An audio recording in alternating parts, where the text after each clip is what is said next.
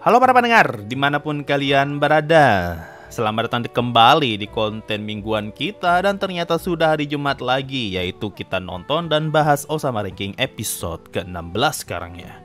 Ya, nggak usah basa-basi lagi, langsung aja gua nonton daripada gua kena spoiler. Sampai jumpa ketika gua udah kelar nonton. Bye-bye.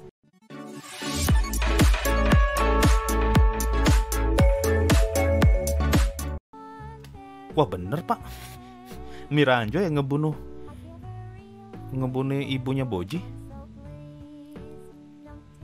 Wah ada naga loh. Oh Tuhan, kasihan. Tuhan, Tuhan. Miranjo bangsat. Oh ini maksud darah di opening. Lah?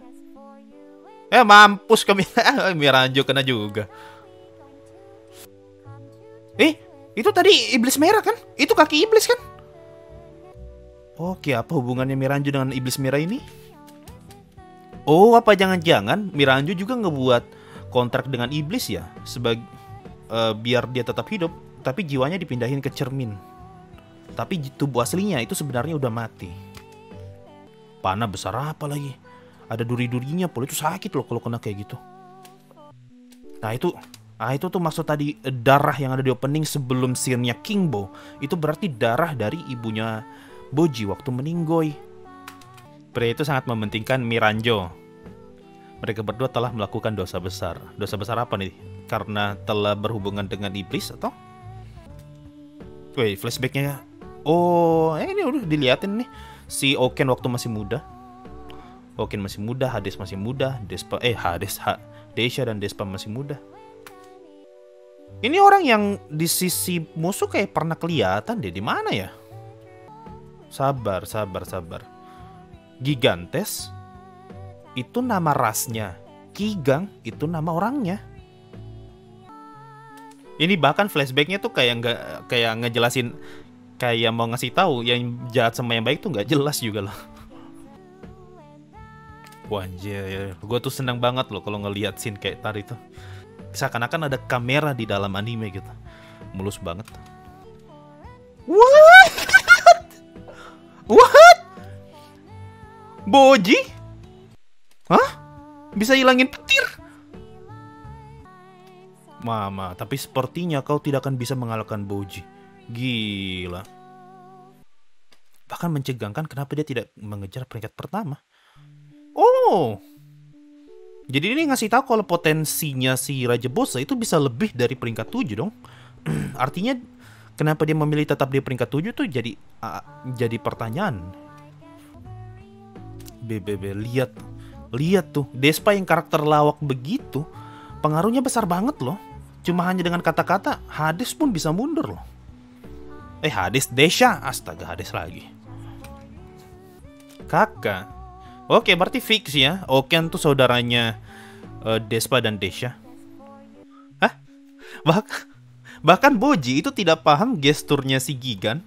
Tapi Kage paham.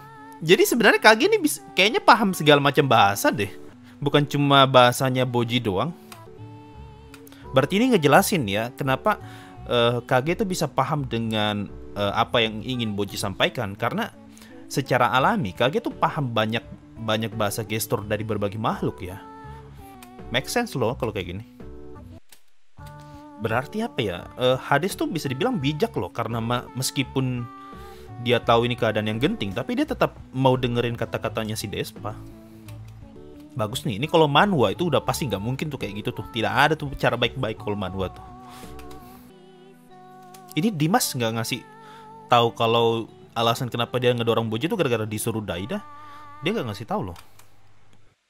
Berarti bisa kemungkinan kalau sampai nanti nggak diberitahu kalau misalnya itu perintah dari Daida, artinya Dimas mencoba untuk mengambil semua kesalahan, meletakkan semua kesalahan ke dirinya gitu. Kasihan, tidak dimaafin. Apa Dimas harus mati dulu ya baru dimaafin? Sabar. Itu tadi ada suara tulang patah loh. Apa artinya Oken tuh patahin tulangnya biar dia bisa lepas dari ikatan tali. Jadi diremukkan badannya dulu biar talinya longgar. Nah setelah itu lepas tuh, baru badannya sembuh lagi. Habis. Ya, giliran mau seru-serunya. Oke, itu tadi Osama Ranking episode 16. Semakin banyak misteri yang terjawab hari ini. Kayaknya gitu bang, gak ngerti. Jadi kan Oken tuh diikat sama tali. Nah kalau badannya normal, itu talinya nggak bisa lepas tuh. Tapi dengan ngeremukin misalnya tulang rusuknya diremukin, nah tali yang sebelumnya dipasang melingkari badan itu bisa jatuh. Karena kan ukuran tubuhnya Oken tuh artinya karena sudah diremukkan, artinya makin mengecil nih. Jadi gini nih, nah itu bisa jatuh tuh talinya karena udah kelonggaran. Oken lebih ke dislokasi sendinya sih, mungkin juga. Sendinya dirusakin, dijatuhin begini ya, lengannya dijatuhin.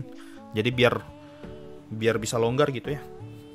Beh, kamu gila, gereget barbar. Bos ada fix jahat belum? Jangan lu bilang gitu di Osama Ranking. Tidak ada yang fix jahat. Tidak ada yang fix jahat. Sampai saat ini belum ada yang fix jahat lah.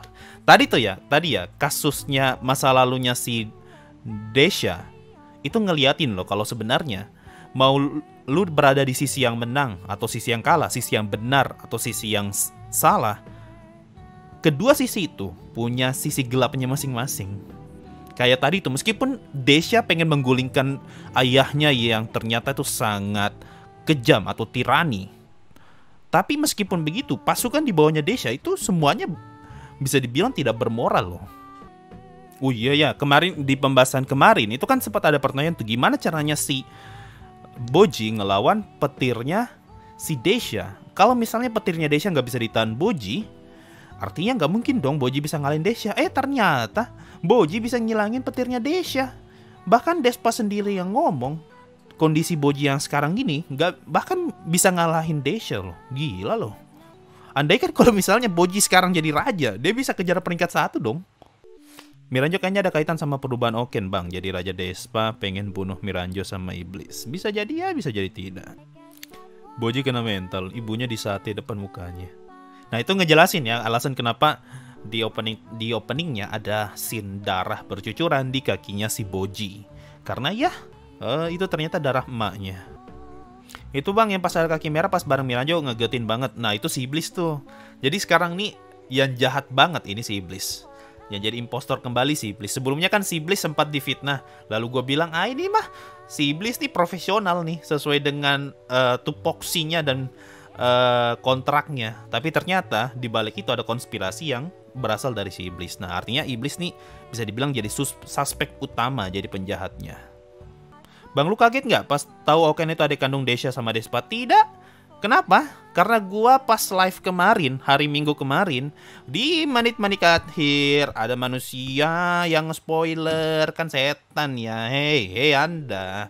Selama itu belum, lu mau nemu dimanapun, lu mau nemu di fandom kek, lu mau nemu di komik kek, lu mau nemu di fanpage, bodo amat. Selama itu belum ada di anime, jangan kasih tau gue itu spoiler setan.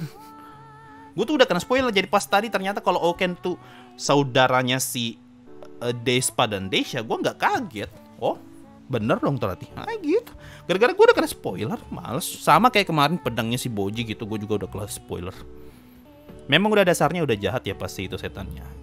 Kita tidak tahu ya. Siapa tahu ternyata ada plot twist, ternyata setan dimanfaatkan sama dewa dan setan mencoba untuk mencari cara agar bisa melawan para dewa. Akhirnya dewa nih yang jadi jahat. Miranjo tuh seperti Akatsuki dijadiin boneka. Ya bisa ya bisa tidak ya. Kita lihat aja nanti. Kita masih menunggu nih flashbacknya Miranjo di reveal. Karena yang bisa mereveal flashbacknya Miranjo itu cuma Daida. Nah sampai sekarang Daida nih hilang entah kemana nih. Daida AFK-nya lama banget. Ya lebih lama Bebin. Lebih lama Bebin bro. Episode 2 Bebin ngilang. Muncul lagi di episode 11. 11 atau 10, 12 gitu. Daida ngikutin gurunya. Oh iya bener ya. Oh iya ya. Daida ngikutin gurunya, sama-sama suka AFK. Oh iya bener juga ya. Guru murid gak ada bedanya. Sama-sama AFK. Tuh setan bantuin Miranjo ada hubungannya sama Shin Miranjo kejar-kejaran di OP.